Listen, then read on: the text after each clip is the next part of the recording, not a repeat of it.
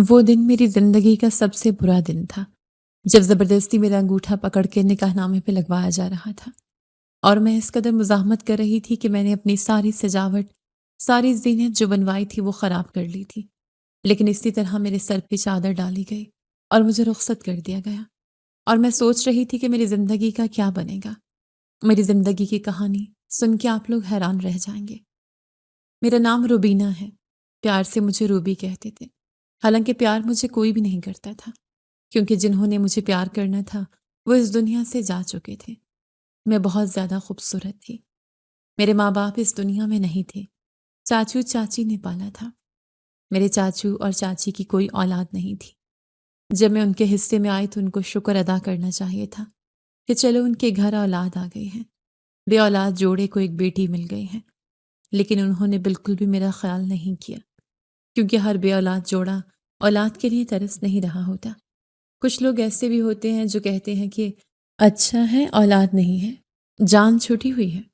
انہوں نے ہی مجھے پالا تھا، پر بس اسی طرح پالا تھا کہ بس 2 وقت کی روٹی کے علاوہ کبھی کچھ نہیں دیا تھا۔ لیکن اب جب شادی کا وقت آیا تو وہ گیم کھیلنا چاہتے تھے، مطلب کہ وہ میرے سے پیسے کمانا چاہتے تھے۔ اس لیے میری شادی مجھ سے 20 سال بڑے آدمی سے کروانے والے تھے، جو محکمہ ایکسائز میں ڈائریکٹر لگا ہوا تھا۔ یہ بات سن کے کوئی بھی اندازہ لگا سکتا ہے کہ وہ کتنے پیسے کماتا ہوگا۔ محکمہ ایکسائز کیا ہوتا ہے اس کے بارے میں بھی بتا دوں، جس میں لوگوں کی گاڑیوں کی نمبر پلیٹوں سے لے کے پاسپورٹ اور اس طرح کے کاغذات بنائے جاتے ہیں، اور اس محکمے میں سب سے زیادہ رشوت خوری ہوتی ہے۔ اس میں محکمے میں ڈائریکٹر لیول کے بندے کا نام سن کے یہ لوگ آنکھیں بند کر کے اپنی بیٹی کا رشتہ دے سکتے ہیں۔ سب نے یہی بتایا تھا کہ یہ آدمی بھی بہت زیادہ امیر ہے اور بہت سارے پیسے کماتا تھا۔ شکل و صورت سے وہ مجھ سے بہت بڑا معلوم نہیں ہوتا تھا، کیونکہ دبلا پتلا تھا، لیکن میں شادی نہیں کرنا چاہتی تھی۔ جب مجھے پتا چلا، آدھی جان تو میری تبھی نکل گئی۔ ساری زندگی انہوں نے مجھ سے اپنے کپڑے دھلوائے، برتن دھلوائے، گھر کے کام کروائے، اپنا غصہ، اپنا ڈپریشن مجھ پہ نکالا، مجھ پہ ہاتھ تک اٹھایا، اور اب یہ لوگ جاتے جاتے بھی مجھ سے پیسے کمانا چاہتے تھے، کیونکہ اس بوڑھے نے کہا تھا کہ وہ لڑکی کی شادی کے وقت حق مہر کے علاوہ 20 لاکھ روپے اس کے گھر والوں کو دے گا۔ 20 لاکھ روپے میں یہ لوگ مجھے بیچ رہے تھے۔ وہ مجھے پتہ چل گیا تھا، اور اب میں دماغ میں یہ پلان بنا رہی تھی کہ کسی طرح یہاں سے نکلوں۔ میں اس وقت اپنے کمرے میں بیٹھی ہوئی تھی، اور دل بہت تیزی سے دھڑک رہا تھا۔ ہر طرف خاموشی تھی، لیکن میرے اندر طوفان تھا۔ میں نے پہلی بار اپنی زندگی کو اتنے قریب سے ٹوٹتے ہوئے محسوس کیا تھا۔ میں سوچ رہی تھی کہ یہ لوگ مجھے انسان سمجھتے ہی نہیں تھے۔ میرے لیے صرف ایک بوجھ تھا، جسے بیچ کر یہ پیسے کمانا چاہتے تھے۔ میں نے آہستہ سے کھڑکی کی طرف دیکھا۔ باہر اندھیرا پھیل رہا تھا، اور میرے ذہن میں ایک ہی بات چل رہی تھی کہ مجھے یہاں سے نکلنا ہے۔ میں نے اپنی ساری ہمت جمع کی اور اپنے ماضی کو یاد کیا۔ وہ سب دن جب میں نے ان کے گھر میں کام کیا تھا، جو میں نے ہر ظلم سہا تھا اور کبھی آواز نہیں اٹھائی تھی۔ لیکن اب بات صرف میری عزت کی نہیں بلکہ میری پوری زندگی کی تھی۔ میں نے فیصلہ کیا کہ میں خاموش نہیں رہوں گی۔ میں اس شادی کو کسی بھی قیمت پر قبول نہیں کروں گی، اور اپنے لیے راستہ خود بناؤں گی۔ میں اب اپنی زندگی کو برباد ہونے نہیں دینا چاہتی تھی۔ میں نے سوچ لیا تھا کہ میں نے کچھ نہ کچھ ضرور کرنا ہے۔ آج بھی نہ بولی تو ساری زندگی بوڑھے آدمی کے ساتھ زندگی گزارنی پڑے گی۔ مجھے پیسوں سے کوئی خاص مطلب نہیں تھا، کہ میں نے کبھی خواب سجائے ہی نہیں تھے۔ میں ان لڑکیوں میں سے نہیں تھی جو یہ سوچ کر شادی کرتی ہیں کہ نئے کپڑے ملتے ہیں، نئے جوڑے ملتے ہیں، نئے جوتے ملتے ہیں۔ مجھے تو سکون کی زندگی چاہیے تھی، اور ایک بوڑھے آدمی کے ساتھ میری کون سی سکون کی زندگی ہونی تھی۔ میں نے گھر سے نکلنے کا فیصلہ بہت خاموشی سے کیا تھا۔ میں نے کسی کو کچھ نہیں بتایا، نہ کوئی چیز ساتھ لی، نہ کوئی بیگ، نہ کپڑے۔ بس دل میں ایک بھاری سا ارادہ تھا جو مجھے اندر سے کھا رہا تھا۔ میں نے سوچ لیا تھا کہ اب میں یہاں نہیں رہ سکتی۔ میں اس زندگی کو قبول نہیں کر سکتی جو میرے لیے زبردستی لکھ دی گئی ہے۔ رات کا وقت تھا، گھر میں سب سوئے ہوئے تھے۔ میں آہستہ آہستہ اپنے کمرے سے نکلی۔ میرے قدم بہت ہلکے تھے، لیکن دل کی دھڑکن بہت تیز تھی۔ ہر لمحہ مجھے لگ رہا تھا کہ کوئی جاگ نہ جائے۔ میں نے دہلیز کے پاس آ کر ایک لمحے کے لیے رک کر پیچھے دیکھا۔ وہاں وہی دیواریں تھیں جن کے اندر میری ساری زندگی ظلم کے ساتھ گزری تھی۔ پھر میں نے گہرا سانس لیا اور دہلیز پار کر دی۔ اندھیرا بہت گہرا تھا، گلیاں سنسان تھیں، میرے ذہن میں کوئی راستہ نہیں تھا۔ میں بس چلتی جا رہی تھی، جیسے کوئی مجھے کھینچ رہا ہو۔ میں نہیں جانتی تھی کہ میں کہاں جا رہی ہوں، بس اتنا معلوم تھا کہ یہاں نہیں رکنا۔ میں نے ٹرین اسٹیشن کا رخ کیا کیونکہ میرے ذہن میں بس ایک ہی خیال آیا تھا کہ شاید وہاں سے میں کہیں دور چلی جاؤں گی۔ میں ٹرین کے ڈبے تک پہنچ ہی تھی کہ اچانک میرے پیچھے سے قدموں کی آواز آئی۔ میں نے پلٹ کر دیکھا تو چاچو اور چاچی وہاں کھڑے تھے۔ ان کی آنکھوں میں غصہ تھا اور چہرے پر سختی تھی، جیسے وہ کسی بہت بڑی چوری کو پکڑ رہے ہوں، اور انہوں نے فوراً مجھے پکڑ لیا۔ میرے بازو زور سے تھام لیے گئے۔ میں نے خود کو چھڑانے کی کوشش کی لیکن ان کی گرفت بہت سخت تھی۔ انہوں نے مجھے وہیں سب کے سامنے مارنا شروع کر دیا۔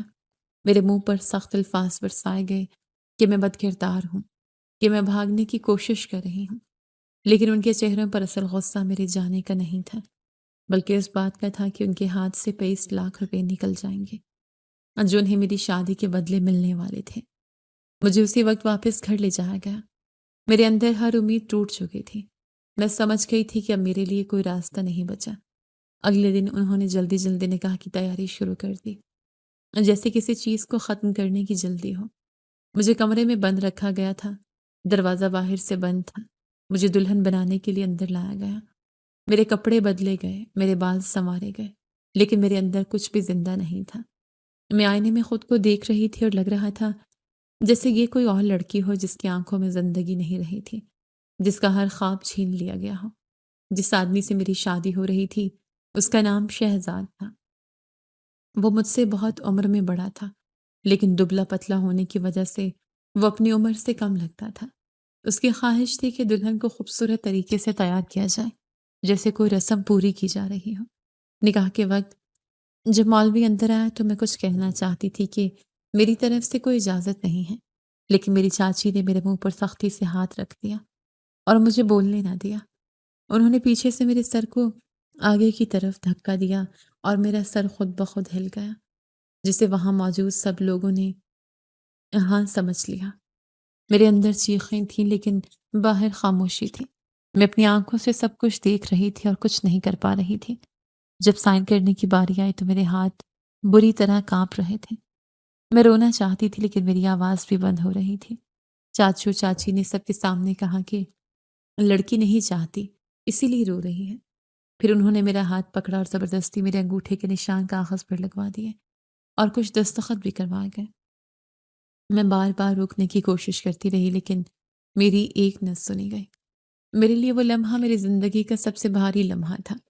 نکاح مکمل ہو چکا تھا لیکن کسی نے مجھے زبان سے قبول نہیں کروایا تھا، صرف کاغذ پر سب کچھ ختم کر دیا گیا تھا۔ میرے لیے وہ لمحہ ایسا تھا جیسے میری پوری زندگی کسی اور کے حوالے کر دی گئی ہو۔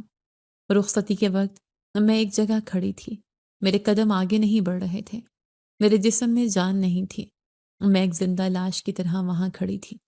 مجھے یہ احساس ہو چکا تھا کہ اب میرے پاس نہ بھاگنے کا راستہ ہے نہ واپس جانے کی جگہ۔ اب میں نے ہار مان لی تھی۔ میں نے اپنی ساری ہمت جیسے کسی بند دریا میں دفن کر دی تھی۔ وہ مجھے اپنے بڑے سے گھر میں لے آیا۔ گھر واقعی بہت شاندار اور بہت خوبصورت تھا۔ ہر چیز اپنی جگہ پر چمک رہی تھی۔ فرنیچر سے لے کر پردوں تک ہر چیز اس بات کا پتہ دے رہی تھی کہ پیسہ بہت ہے، لیکن مجھے اس چمک میں کوئی سکون نظر نہیں آیا۔ وہ ایک اکیلا آدمی تھا، اس کی عمر کافی زیادہ تھی۔ اس کے بارے میں یہ بھی پتہ چلا تھا کہ اس کے اپنے زیادہ رشتہ دار یا تو مر چکے تھے یا اس سے دور ہو چکے تھے۔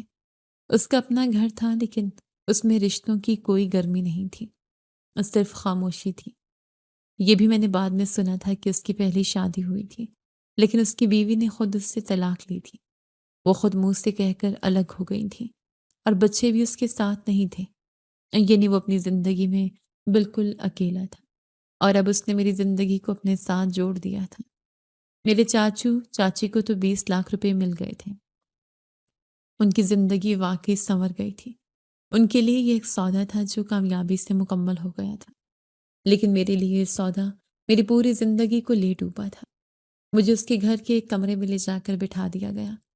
وہ کمرہ بہت صاف ستھرا تھا، ہر چیز اپنی جگہ پر تھی۔ بستر نرم تھا، پردے خوبصورت تھے، لیکن میرے دل میں ایک بھی احساس سکون نہیں تھا۔ میں اس کمرے میں بیٹھ کر بھی قید محسوس کر رہی تھی۔ اس کے گھر میں اس دن 2-4 مہمان آئے ہوئے تھے۔ وہ ان سے ملنے اور انہیں رخصت کرنے کے لیے باہر گیا ہوا تھا۔ گھر میں ایک عجیب سی خاموشی تھی، صرف گھڑی کی ٹک ٹک سنائی دے رہی تھی۔ میں کمرے میں بیٹھی دیوار کو دیکھ رہی تھی اور سوچ رہی تھی کہ یہ سب کچھ میرے ساتھ کیوں ہوا۔ میں نے کسی چیز کی خواہش نہیں کی تھی، میں نے صرف آزادی چاہی تھی، لیکن مجھے ایک ایسے رشتے میں باندھ دیا گیا تھا جہاں میری مرضی کی کوئی اہمیت نہیں تھی۔ یہ گھر جتنا خوبصورت باہر سے لگ رہا تھا، اندر سے اتنا ہی خالی تھا۔ یہاں ہر چیز تھی لیکن وہ خوشی نہیں تھی جو ایک دلہن کے دل میں ہونی چاہیے۔ شادی کے دن میرے دل میں نہ کوئی خوشی تھی، نہ کوئی خواب، صرف ایک خاموش ٹوٹا ہوا احساس تھا۔ میں اس کمرے اور اس گھر کو دیکھ کے یہ نہیں سوچ رہی تھی کہ یہ میرا گھر ہے، یہ میرا کمرہ ہے، بلکہ یہ سوچ رہی تھی کہ اس گھر اور اس کمرے میں نے ساری زندگی دکھ میں رہنا ہے۔ جب میرا شوہر کمرے میں آیا تو اس کے قدم بہت پرسکون تھے، جیسے وہ کسی معمول کے دن کی شروعات کر رہا ہو۔ اس کے ہاتھ میں ایک چھوٹا سا ڈبہ تھا جسے اس نے آہستہ سے میرے سامنے کھولا۔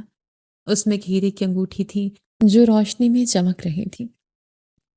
اس کے بغیر زیادہ جذبات دکھائے وہ انگوٹھی میری طرف بڑھائی اور مجھے پہننے کا اشارہ کیا۔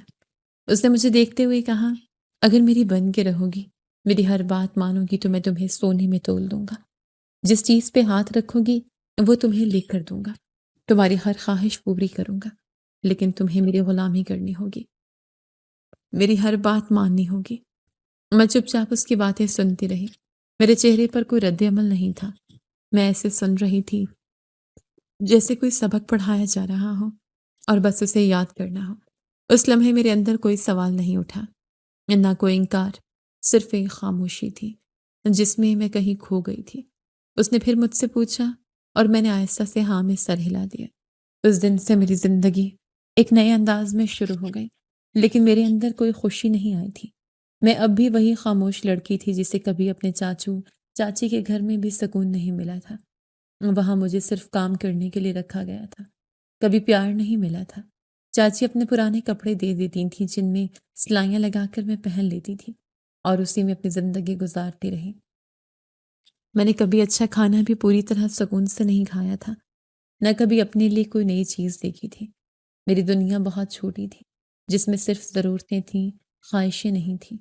اب میرے سامنے سب کچھ تھا، گھر میں ہر چیز موجود تھی۔ ناشتے کی میز پر طرح طرح کے کھانے رکھے ہوتے تھے، میرے لیے کپڑے الماری میں بھرے ہوتے تھے، زیورات، جوتے، ہینڈ بیگ، پرفیوم، گھڑیاں، سب کچھ تھا۔ ہر وہ چیز جو پہلے میں نے صرف خواب میں دیکھی تھی، لیکن ان سب چیزوں کے درمیان بھی میرے دل میں ایک خالی پن تھا۔ جب میں اپنے شوہر کو دیکھتی تھی تو میرے ذہن میں صرف ایک ہی بات آتی تھی کہ کیا یہی وہ انسان ہے جس کے ساتھ مجھے پوری زندگی گزارنی ہے۔ میں نے ہمیشہ سوچا تھا کہ شاید اگر زندگی میں خوشیاں نہ بھی ہوں تو کم از کم انسان اچھا ہو تو سب برداشت ہو جاتا ہے۔ کچھ عورتیں کہتی ہیں کہ بس پیسہ ہو اور چیزیں ہوں تو زندگی چل جاتی ہے، لیکن میں ان میں سے نہیں تھی۔ میرے لیے اصل چیز انسان تھا۔ مجھے اب سب کچھ مل گیا تھا لیکن وہ چیز نہیں ملی تھی جس کی مجھے سب سے زیادہ ضرورت تھی، ایک اچھا انسان، ایک اچھا ساتھ اور وہ احساس جس میں دل کو سکون ملتا ہے۔ میرا شوہر مجھے اگلے ہی دن مہینے کا 1,00,000 روپے خرچہ دینے کی بات کرنے لگا۔ میں حیران رہ گئی۔ میں نے کہا، اتنے پیسوں کا کیا کروں؟ تو اس نے بہت سکون سے کہا، اپنے لیے چیزیں منگوانا، گھر بیٹھ کر آرڈر کرنا، کھانا پکانا ہو تو ٹھیک، ورنہ جو دل کرے وہ منگوا لینا، پیسے ختم ہو تو اور لے لینا۔ اس کی باتیں سن کر میں خاموش ہو گئی۔ وہ مجھے ہر بات مانتا تھا، میرے اوپر خرچے بھی بہت کرتا تھا۔ آہستہ آہستہ میرے ہاتھ میں بھی پیسے آنا شروع ہو گئے اور میں بھی ان چیزوں میں الجھنے لگی جو پہلے میرے لیے خواب تھی۔ میں نے پہلی بار اپنے لیے کپڑے منگوائے، جوتے لیے، اچھا کھانا آرڈر کیا اور چیزیں دیکھ دیکھ کر مجھے ایک عجیب سا وقتی سا سکون آنے لگا، جیسے میں کسی اور دنیا میں آ گئی ہوں جہاں مجھے صرف چیزیں دکھائی دینی ہیں، احساس نہیں۔ لیکن پھر وقت کے ساتھ یہ بات بھی سامنے آنے لگی کہ وہ یہ سب اس لیے کر رہا تھا کیونکہ وہ کسی اور طریقے سے میری ضرورت پوری نہیں کر سکتا تھا۔ اس کے اندر وہ بات نہیں تھی جو ایک شوہر کے اندر ہوتی ہے، جو اپنی بیوی کو صرف پیسوں سے نہیں بلکہ ساتھ اور احساس سے بھی سنبھالتا ہے۔ اس کا رویہ بھی کبھی ایک جیسا نہیں رہتا تھا، کبھی وہ بہت نرم ہو جاتا تھا اور کبھی اچانک سخت ہو جاتا تھا، جیسے دھوپ اور چھاؤں کا کھیل ہو۔ ایک دن سب ٹھیک ہوتا تو اگلے دن سب بدل جاتا۔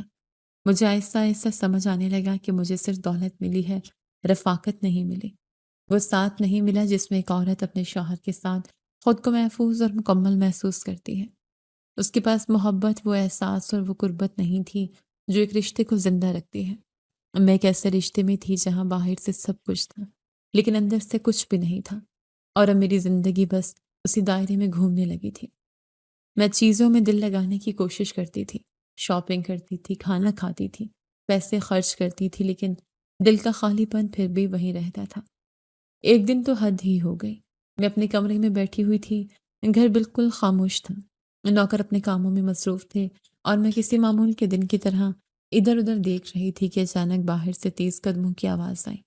دروازہ زور سے کھلا اور ایک عورت دندناتی ہوئی اندر داخل ہوئی۔ اس کے قدموں کی آواز ہیل والے جوتوں کی طرح ٹک ٹک سے پورے گھر میں گونج رہی تھی۔ اس نے کسی سے اجازت نہیں لی، کسی کو دیکھا بھی نہیں۔ نوکروں نے اسے روکنے کی کوشش کی لیکن وہ کسی کی بات سننے کے موڈ میں نہیں تھی۔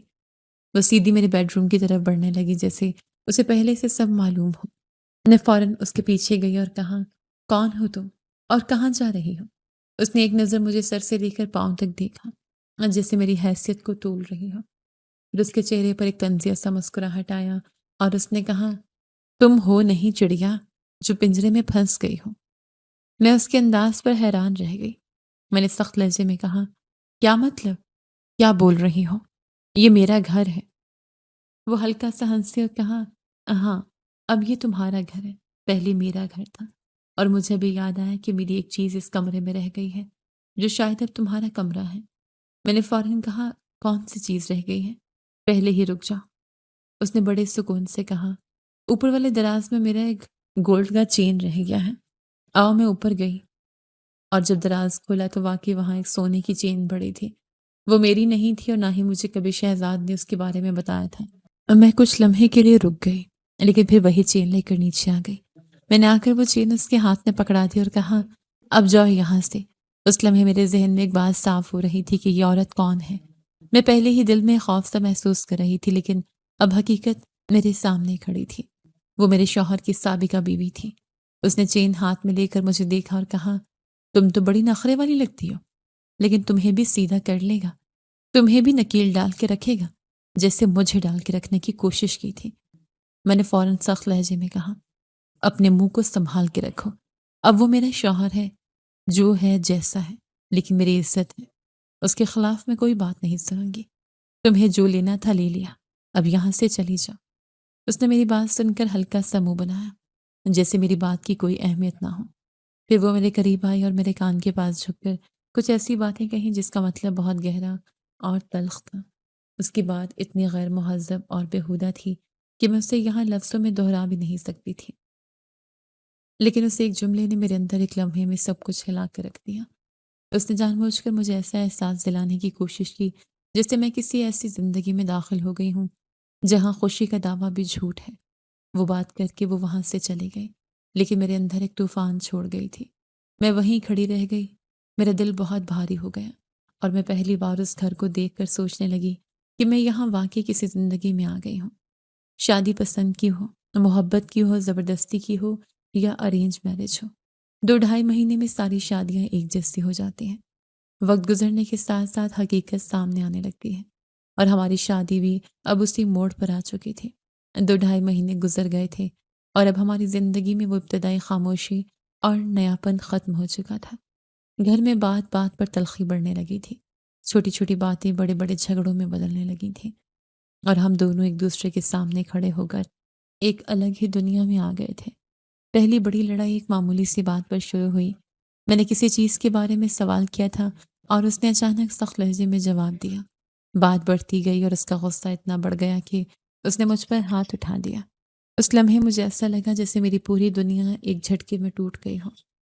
مجھے سب سے زیادہ تکلیف اس بات کی ہوئی کہ اس نے ایک لمحہ بھی یہ نہیں سوچا کہ مجھے کہاں چوٹ لگ رہی ہے یا میں اس وقت کس کیفیت میں ہوں۔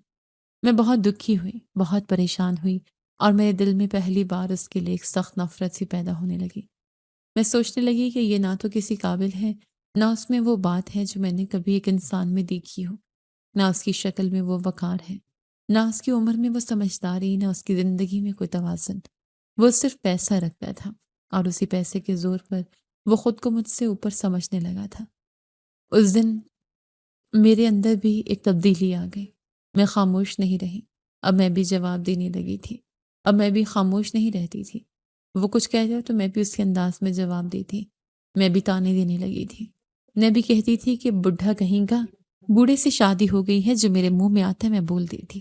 اور ہماری باتیں اب عام گفتگو نہیں رہی تھیں، بلکہ مسلسل لڑائیوں میں بدل چکی تھیں۔ ایک دن کا جھگڑا اور بھی زیادہ شدید ہو گیا۔ وہ رات کو دیر سے گھر آیا تھا۔ میں پہلے ہی غصے میں بیٹھی ہوئی تھی۔ میں نے اس سے کہا کہ تمہیں ذرا بھی احساس نہیں ہے کہ گھر میں کوئی تمہارا انتظار کر رہا ہے؟ اس نے فوراً سخت لہجے میں جواب دیا کہ میں تمہارا نوکر نہیں ہوں جو تمہیں حساب دیتا رہوں۔ یہ سن کر میرا غصہ بڑھ گیا۔ میں نے کہا کہ نوکر نہیں ہوں، لیکن شوہر بھی تو نہیں لگتے۔ بس پیسہ ہے تمہارے پاس، انسانیت نہیں ہے۔ یہ سن کر اس کا چہرہ سخت ہو گیا اور اس نے میز پر ہاتھ مارا اور کہا کہ زیادہ زبان نہ چلایا کرو۔ میں بھی پیچھے نہیں ہٹی۔ میں نے کہا کہ زبان تو اب چلے گی، کیونکہ تم نے مجھے انسان ہی نہیں سمجھا۔ اسی بات پہ وہ جھگڑا اتنا بڑھ گیا کہ گھر میں چیخ و پکار شروع ہو گئی۔ نوکر بھی پریشان ہو گئے اور گھر کا سکون مکمل طور پر ختم ہو گیا۔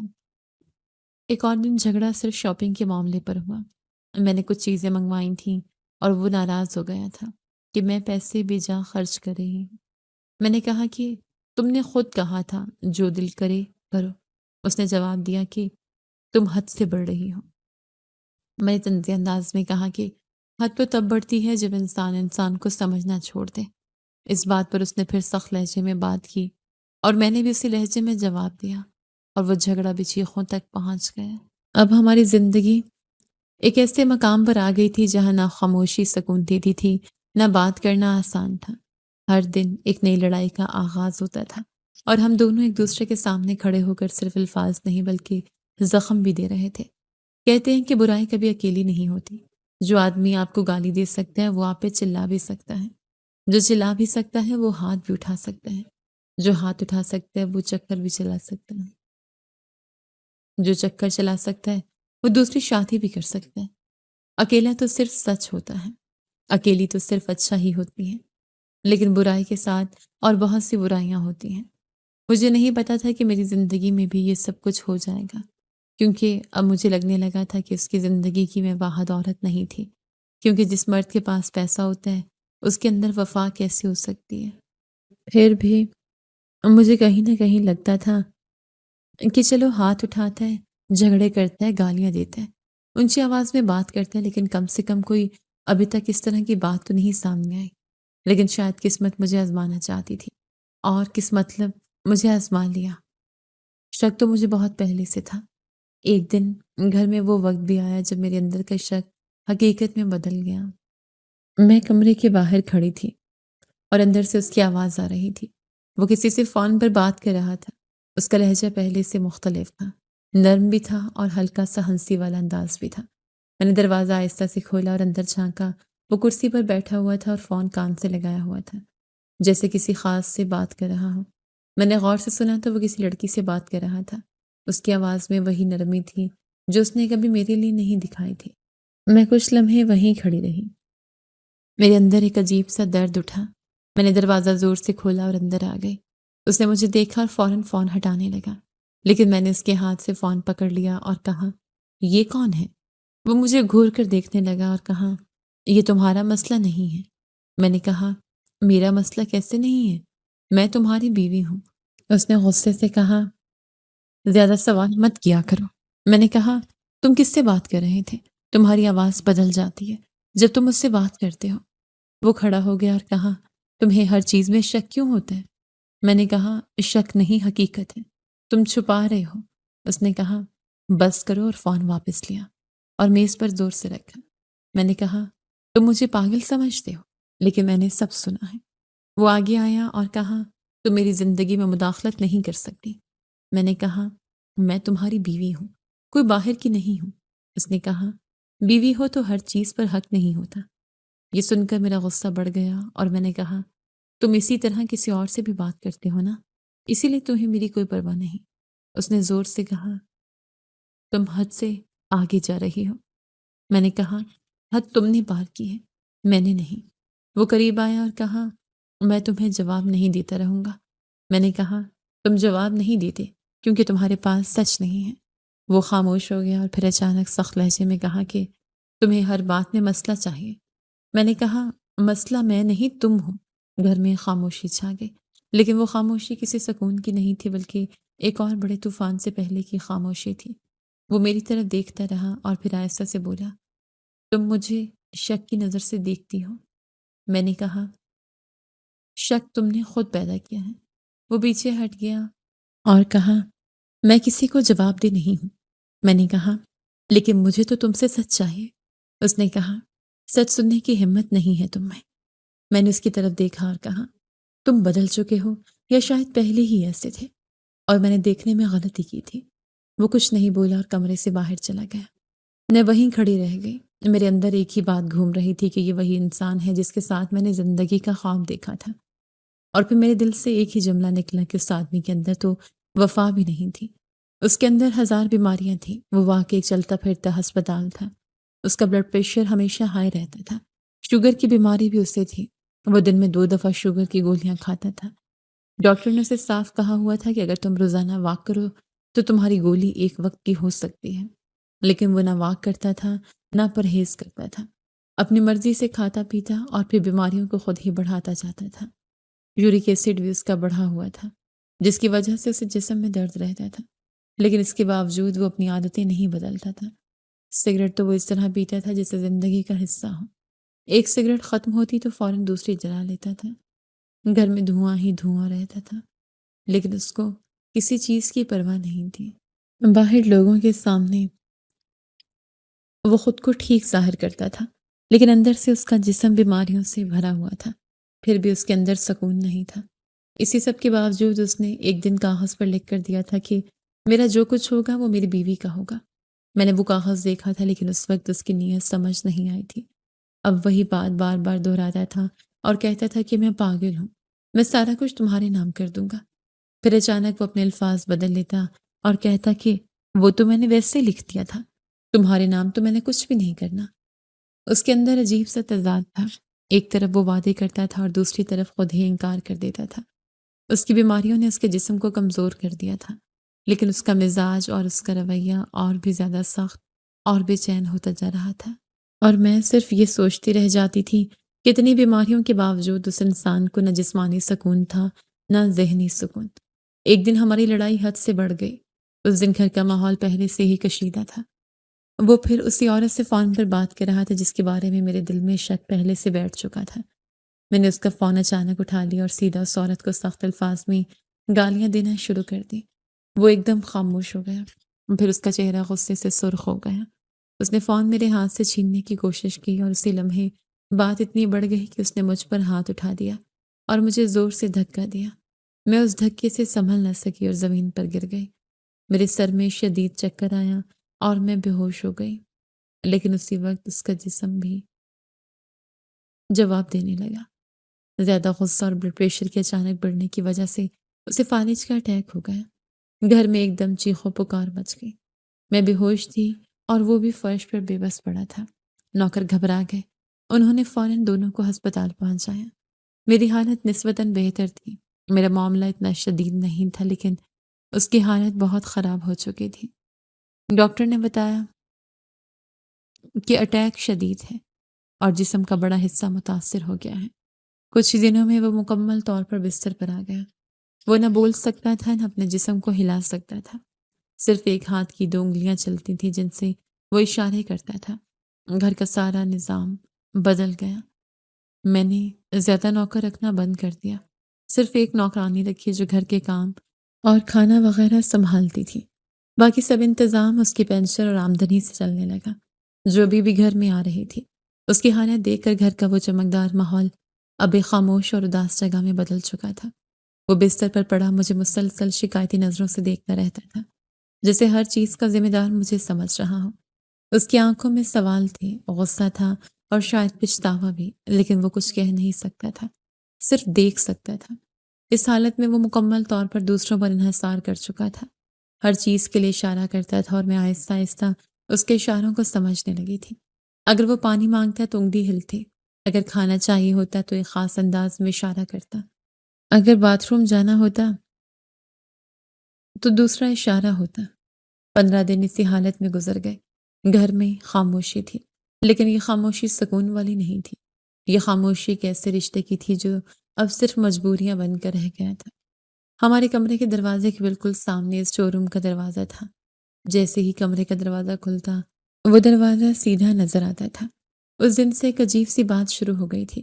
میرا شوہر بستر پر پڑا ہوا تھا اور وہ بار بار اسی اسٹور روم کی طرف اشارہ کرتا تھا۔ اس کی انگلیاں ہلتی تھیں اور وہ منہ سے آواز نکالنے کی کوشش کرتا تھا، لیکن آواز پوری طرح نہیں نکلتی تھی۔ صرف ٹوٹے ہوئے لفظ اور ہلکی سی بے ترتیب آوازیں سنائی دیتی تھیں۔ شروع میں مجھے سمجھ نہیں آیا کہ وہ کیا چاہتا ہے۔ میں نے سوچا شاید وہ مجھے کمرے سے باہر جانے کا کہہ رہا ہے، کیونکہ اس کی نظریں کبھی میری طرف ہوتی اور کبھی دروازے کی طرف۔ میں 2-3 بار اسی شک میں کمرے سے باہر نکل گئی کہ شاید اسے میری موجودگی اچھی نہیں لگ رہی، لیکن پھر میں نے غور کرنا شروع کیا۔ اس کے اشارے بار بار ایک ہی جگہ کی طرف ہوتے تھے۔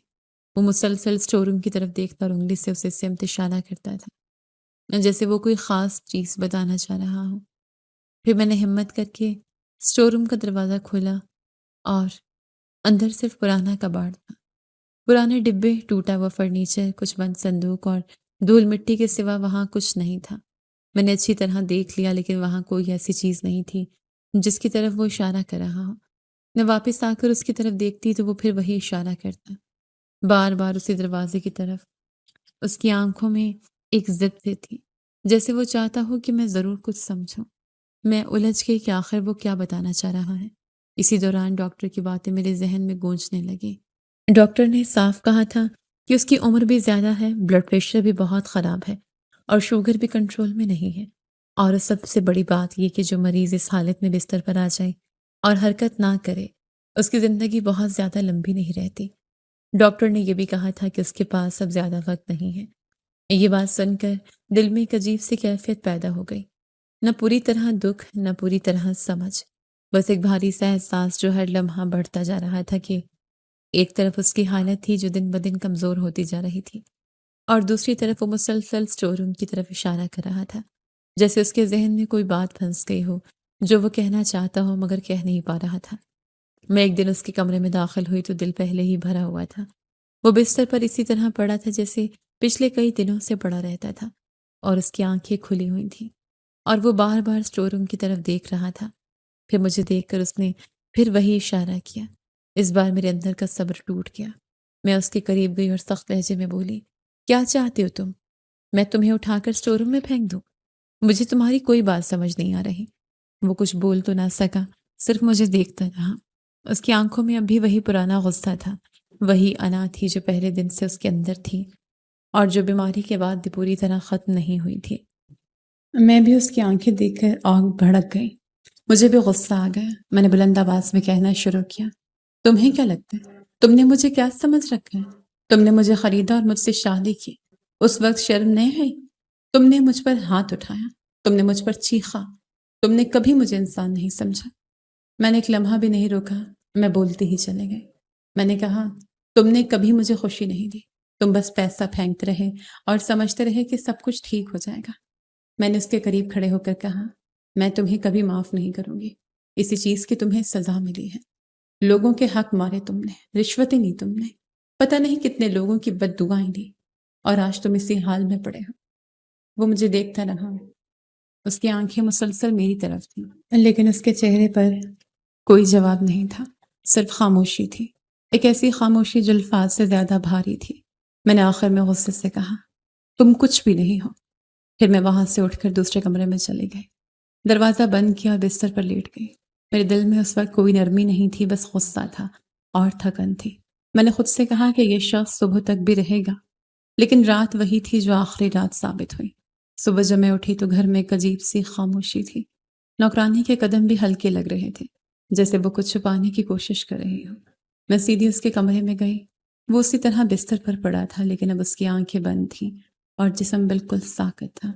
میں کچھ لمحے اس کے پاس کھڑی رہی اور پھر آہستہ آہستہ سمجھ آئی کہ وہ اس دنیا سے جا چکا ہے۔ اس لمحے میرے اندر کچھ ٹوٹا بھی اور کچھ سن ہو گیا۔ مجھے یقین نہیں آ رہا تھا کہ جو شخص کل تک میری باتیں سن رہا تھا آج بالکل خاموش ہو گیا ہے۔ گھر میں کوحرام مچ گیا، نوکرانی رونے لگی اور کچھ دیر بعد سب انتظام شروع ہو گیا۔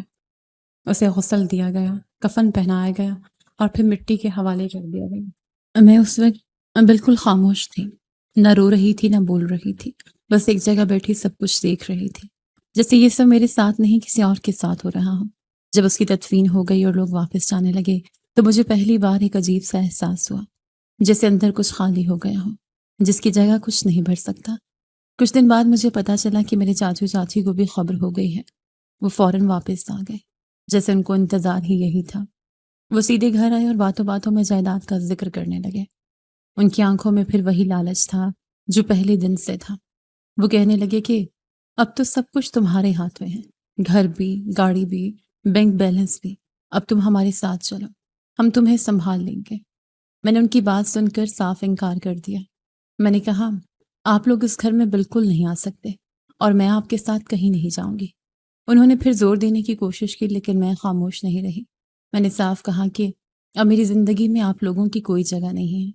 ان کے جانے کے بعد میں ایک لمبے وقت تک اسی گھر میں بیٹھی رہی۔ میں نے فیصلہ کیا کہ میں ابھی کہیں نہیں جاؤں گی کیونکہ ابھی مجھے اپنی عدت پوری کرنی ہے۔ میں اسی گھر میں بیٹھی رہی، خاموشی کے ساتھ، اکیلے پن کے ساتھ، اور ہر دن اپنے اندر ایک نئی سوچ کے ساتھ گزارنے لگی۔ میں دل ہی دل میں سوچتی تھی کہ آخری دن میں نے اسے جو باتیں کی تھیں وہ شاید میرے لیے ہمیشہ کا بوجھ بن جائیں گی، اور اب میرا فرض ہے کہ میں اس کی یاد میں عزت کے ساتھ ہی وقت گزاروں، چاہے ہمارے درمیان جتنا بھی اختلاف کیوں نہ رہا ہو۔ میری عدت پوری ہونے والی تھی، گھر کے اندر ایک لمبی خاموشی کا دور گزر چکا تھا۔ میں نے ایک دن فیصلہ کیا کہ اب اس گھر کو اچھی طرح صاف کروانا چاہیے، شاید صفائی کے ساتھ دل کا بوجھ بھی کچھ ہلکا ہو جائے۔ میں نے نوکرانی کو آواز دی اور کہا کہ آج پورے گھر کی صفائی ہوگی، کوئی کمرہ نہ چھوڑنا، اور اسٹور روم کو بھی مکمل خالی کرنا ہے۔ وہاں جو بھی کباڑ ہے سب باہر پھینک دینا ہے۔ وہ اپنے کام میں لگ گئی اور میں اپنے کمرے میں آ کر بیٹھ گئی۔ کمرے کا دروازہ کھلا تھا اور سامنے سیدھا اسٹور روم کا دروازہ نظر آ رہا تھا، وہی دروازہ جس کی طرف وہ بار بار اشارہ کرتا تھا۔ میں خاموشی سے بیٹھ کر اسی دروازے کو دیکھ رہی تھی اور میرے ذہن میں وہ سارے لمحے گھوم رہے تھے جب وہ اپنی کمزور انگلیوں سے بار بار اس طرف اشارہ کرتا تھا، اور میں سمجھ نہیں پاتی تھی کہ وہ کیا کہنا چاہتا ہے۔ نوکرانی اسٹور روم میں سے ایک چیز نکال رہی تھی، پرانے ڈبے، ٹوٹی کرسیاں، بوسیدہ کپڑے اور بیکار سامان سب باہر پھینکا جا رہا تھا۔ کچھ ہی دیر میں وہ سارا کمرہ خالی ہونے لگا۔ میں نے اسے کہا کہ اچھی طرح دیکھ لینا کوئی چیز رہ نہ جائے۔ وہ اندر جھاڑو دے رہی تھی اور میں بدستور دروازے کی طرف دیکھتی ہوئی سوچ میں گم تھی کہ وہاں آخر کیا تھا اور جو وہ مجھے بتانا چاہتا تھا۔ اسٹور روم تقریباً مکمل خالی ہو چکا تھا۔ میں نے خود سے کہا یہاں تو واقعی کچھ بھی نہیں ہے، پھر وہ کیوں بار بار اسی طرف اشارہ کرتا تھا؟ اسی لمحے اچانک ایک زور کی آواز آئی۔ میں چونک کر کھڑی ہو گئی۔ نوکرانی کا پاؤں پھسلا تھا اور وہ زور سے دیوار کے ساتھ جا ٹکرائی تھی۔ عام طور پر ایسا ہوتا ہے تو دیوار پر صرف نشان آتا ہے، لیکن اس بار کچھ عجیب ہوا۔ دیوار جیسے اندر سے کھوکھلی تھی، وہ ٹکرانے سے ہی ٹوٹ گئی، جیسے کسی نے کاغذ کی دیوار کھڑی کی ہو۔ میں تیزی سے اسٹور روم کی طرف بڑھی۔ میری نظر جیسے ہی اس ٹوٹی ہوئی جگہ پر پڑی تو میں ایک لمحے کے لیے ساکت رہ گئی۔ اس دیوار کے پیچھے خفیہ دروازہ تھا جو اب ظاہر ہو چکا تھا، اور اس کے اندر ایک بڑی سی تجوری بنی ہوئی تھی۔ میرا دل زور زور سے دھڑکنے لگا۔ میں آہستہ آہستہ اس کے قریب گئی اور دروازہ کھولا۔ جیسے وہ دروازہ کھلا میری آنکھیں حیرت سے پھیل گئیں۔ اندر سونے کے بسکٹ قطار میں رکھے ہوئے تھے، نوٹوں کے بنڈل تھے، ڈالرز تھے، مہنگی گھڑیاں تھیں، اور ایسی کئی قیمتی چیزیں تھیں جن کا میں نے کبھی تصور بھی نہیں کیا تھا۔ وہ سب کچھ ایک ہی جگہ پر جمع تھا، جیسے کسی نے برسوں کی کمائی چھپا کر رکھی ہو۔ اسی لمحے میرے ذہن میں بجلی سکوندی اور مجھے سمجھ آ گیا کہ وہ بار بار اسی اسٹور روم کی طرف اشارہ کیوں کرتا تھا۔ وہ مجھے یہیں دکھانا چاہتا تھا۔ وہ اپنی ساری چھپی ہوئی دولت میرے حوالے کرنا چاہتا تھا، لیکن وہ بول نہیں سکتا تھا اور میں سمجھ نہیں پائی تھی۔ میں کچھ لمحے وہیں کھڑی رہی، میرے ہاتھ ہلکے ہلکے کانپ رہے تھے۔ یہ دولت معمولی نہیں تھی، اس کی قیمت کروڑوں میں نہیں بلکہ شاید اربوں میں تھی۔ اسی دوران مجھے خیال آیا کہ نوکرانی کہاں ہے۔ میں نے پیچھے دیکھا تو وہ گرنے کے بعد اپنے آپ کو سنبھال کر باہر جا چکی تھی۔ اس نے یہ سب نہیں دیکھا تھا۔ میں نے فوراً جلدی سے کپڑا اٹھایا اور اس ٹوٹی ہوئی جگہ پر ڈال دیا۔ پھر دروازہ بند کر دیا۔ میرا دل ابھی بھی تیزی سے دھڑک رہا تھا، کیونکہ مجھے اچھی طرح معلوم تھا کہ اگر کسی کو اس بات کا علم ہو گیا تو کچھ بھی ہو سکتا ہے۔ میں کسی پر بھروسہ نہیں کر سکتی تھی، نہ نوکرانی پر، نہ باہر والوں پر، نہ اپنے رشتہ داروں پر۔ میں واپس اپنے کمرے میں آ کر بیٹھ گئی، لیکن اب میرا ذہن پہلے جیسا نہیں تھا۔ اب میرے سامنے ایک بہت بڑا سوال کھڑا تھا۔ یہ دولت میرے پاس تھی، لیکن اس کے ساتھ خطرہ بھی تھا۔ میں نے سوچنا شروع کیا کہ اب مجھے کیا کرنا ہے۔ کیا میں یہاں رہوں یا سب کچھ لے کر کہیں دور چلے جاؤں؟ کیونکہ اب یہ معاملہ صرف ایک گھر کا نہیں تھا، یہ ایک ایسی حقیقت تھی جس کے ساتھ ہر قدم سوچ سمجھ کر اٹھانا تھا۔ گھر کے سارے نوکروں کو میں پہلے ہی نکال چکی تھی، صرف ایک نوکرانی رہ گئی تھی جو خاموشی سے اپنا کام کرتی تھی۔ میں نے اسے ایک دن اپنے پاس بلایا، اس کے ہاتھ میں کچھ پیسے رکھے اور ساتھ کچھ سونے کے زیورات بھی دیے۔ میں نے اسے کہا کہ تم اب لوگوں کے گھروں میں کام نہ کرو، کوئی چھوٹی سی دکان ڈال لو، اپنا کام شروع کرو۔ اس نے حیرت سے مجھے دیکھا، اس کی آنکھوں میں خوشی بھی تھی اور سوال بھی، لیکن میں نے زیادہ بات نہیں کی۔ میں بس اتنا ہی کہا کہ میں یہاں سے ہمیشہ کے لیے جا رہی ہوں۔ اس نے مجھے دعائیں دیں اور چلی گئی، اور میں اس خالی ہوتے ہوئے گھر کے بیچ کھڑی رہ گئی۔ ہر کمرہ جیسے اپنی کہانی سنا رہا تھا، لیکن اب میں نے طے کر لیا تھا کہ میں اس سب کو پیچھے چھوڑ دوں گی۔ میں نے سب سے پہلے اس گھر کی قیمت لگوائی۔ یہ گھر واقعی بہت خوبصورت تھا، ہر چیز سلیقے سے بنی ہوئی تھی، اس لیے زیادہ وقت نہیں لگا اور گھر بک گیا۔ جب پیسے میرے اکاؤنٹ میں آئے تو مجھے پہلی بار احساس ہوا کہ میں مکمل طور پر آزاد ہوں، لیکن اس آزادی کے ساتھ ایک ذمہ داری بھی تھی۔ میں نے اسٹور روم والی تجوری میں موجود دولت کو بھی احتیاط سے سنبھالا، سب کچھ ایک ساتھ نہیں نکالا، آہستہ آہستہ چیزوں کو محفوظ جگہ پر منتقل کیا۔ اب میں جان چکی تھی کہ ایک غلطی سب کچھ خطرے میں ڈال سکتی ہے۔ یہ سب کچھ سنبھالنے میں مجھے تقریباً 1 مہینہ لگ گیا۔ ہر دن ایک نئی مصروفیت کے ساتھ گزرتا رہا، کبھی کاغذات، کبھی بینک، کبھی سامان کی منتقلی، لیکن میں نے ہمت نہیں ہاری اور سب کچھ اپنے قابو میں لے لیا۔ اسی دوران میرے چاچو اور چاچی نے دوبارہ رابطہ کرنا شروع کر دیا۔ وہ کبھی فون کرتے، کبھی کسی کے ذریعے پیغام بھجواتے۔ وہ مجھے جذباتی باتوں میں الجھانا چاہتے تھے، وہ چاہتے تھے کہ میں واپس ان کے پاس چلی جاؤں، لیکن اب میں وہ لڑکی نہیں رہی تھی جو پہلی تھی۔ اب میں نے ان کے ہر انداز کو سمجھ لیا تھا۔ میں نے ان سے صاف کہہ دیا کہ اب میرا ان سے کوئی تعلق نہیں ہے اور نہ ہی میں ان کے ساتھ رہنا چاہتی ہوں۔ ان کی باتوں کا مجھ پر اب کوئی اثر نہیں ہوتا تھا۔ سب کچھ مکمل کرنے کے بعد میں نے اس شہر کو چھوڑ دیا۔ میں ایک دوسرے شہر آ گئی جہاں کوئی مجھے نہیں جانتا تھا۔ میں نے اپنا نام بھی بدل لیا تھا تاکہ میرا ماضی میرے ساتھ نہ چلے۔ یہاں آ کر میں نے ایک چھوٹا سا گھر لیا۔ وہ اتنا بڑا نہیں تھا کہ کسی کو شک ہو کہ کوئی بہت امیر عورت یہاں رہ رہی ہے۔ میں نے سادگی کو ترجیح دی، کیونکہ اب میں سمجھ چکی تھی کہ اصل سکون دکھاوے میں نہیں ہوتا۔ میں نے اپنے کچھ پیسے کاروبار میں لگا دیے، ایک چھوٹا سا کام شروع کیا جو آہستہ آہستہ چل نکلا۔ اس سے اچھی آمدنی آنے لگی اور میرے پاس پہلے سے موجود بینک بیلنس بھی کافی تھا۔ مجھے اب کسی چیز کی کمی نہیں تھی۔ اگر میں ساری زندگی بھی کام نہ کرتی تو بھی میرے پاس اتنا تھا کہ میں سکون سے گزارا کر سکتی تھی، لیکن میں نے اپنے لیے ایک مصروفیت چنی، کیونکہ خالی پن انسان کو پھر ماضی کی طرف لے جاتا ہے۔ مجھے ہمیشہ سے کپڑے سینے کا شوق تھا۔ بچپن میں بھی جب مجھے موقع ملتا میں سلائی کرتی تھی۔ اب میں نے اسی شوق کو اپنا لیا۔ میں گھر میں بیٹھ کر کپڑے سیتی ہوں، نئے نئے ڈیزائن بناتی ہوں اور انہیں آن لائن بھیجتی ہوں۔ یہ کام میں پیسے کے لیے نہیں کرتی، بلکہ اپنے دل کی خوشی کے لیے کرتی ہوں۔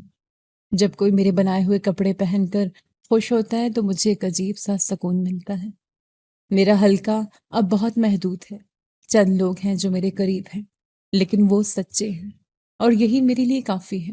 اب میری زندگی سادہ ہے، پرسکون ہے اور میرے اپنے اختیار میں ہے۔ میں نے بہت کچھ کھو کر یہ سکون پایا ہے اور اب میں اسے کسی قیمت پر کھونا نہیں چاہتی۔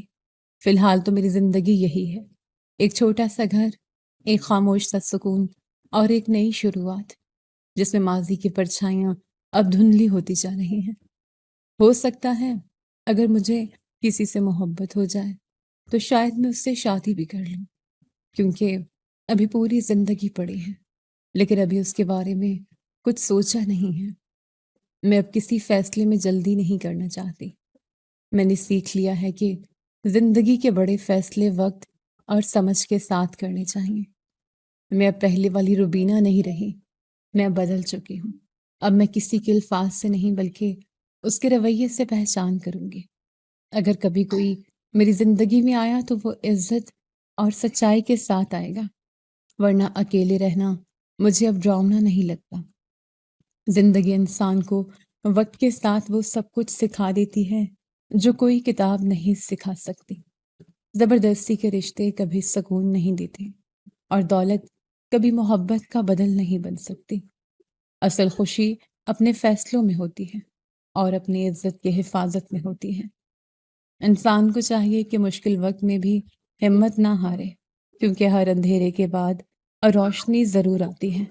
اور سب سے اہم بات یہ ہے کہ اپنے آپ کو کبھی کمزور نہ سمجھو، کیونکہ جب انسان خود کے لیے کھڑا ہو جاتا ہے تو دنیا کی کوئی طاقت اسے روک نہیں سکتی۔